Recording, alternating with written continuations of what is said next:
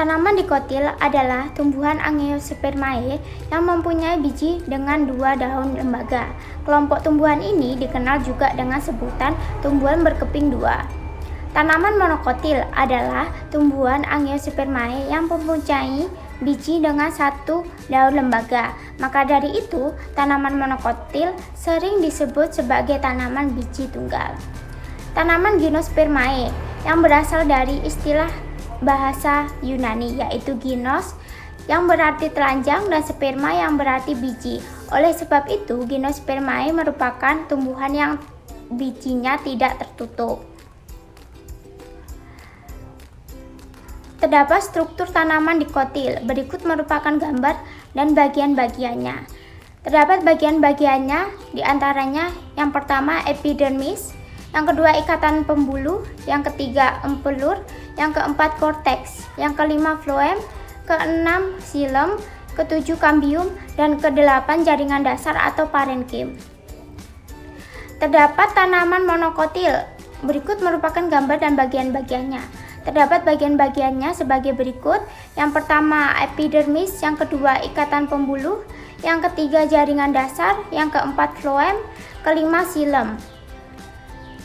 Terdapat struktur tanaman Gymnospermae. Berikut merupakan gambar dan bagian-bagiannya. Terdapat bagian-bagiannya seperti yang pertama epidermis, yang kedua saluran resin, yang ketiga korteks, keempat endodermis, yang kelima kambium, keenam floem, ketujuh xilem, kedelapan empelur, kesembilan sinar meduler, dan kesepuluh sel tanin. Terdapat juga perbedaan struktur tanaman dikotil, monokotil, dan Gymnospermae sebagai berikut. Yang pertama dikotil.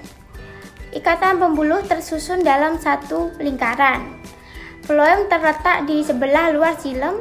Terdapat kambium di antara floem dan xilem, mengalami pertumbuhan sekunder.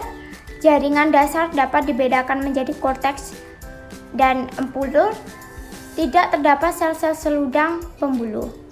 Monokotil, ikatan pembuluh tersebar, floem dan xilem bersebelahan, tidak terdapat kambium antara floem dan xilem, tidak mengalami pertumbuhan sekunder, jaringan dasar tidak dibedakan menjadi korteks dan empulur, terdapat sel-sel seludang pembuluh. Gymnospermae mengalami pertumbuhan sekunder, memiliki berkas pengangkut seperti floem dan xilem. Xilem batang terutama terdiri dari trakeid dan nohtah, tidak dijumpai jari-jari xilem, trakea, dan serabut kayu. Floem pada batang terdiri dari pembuluh tapis dan parenkim floem, sel pengiring floem tidak ada.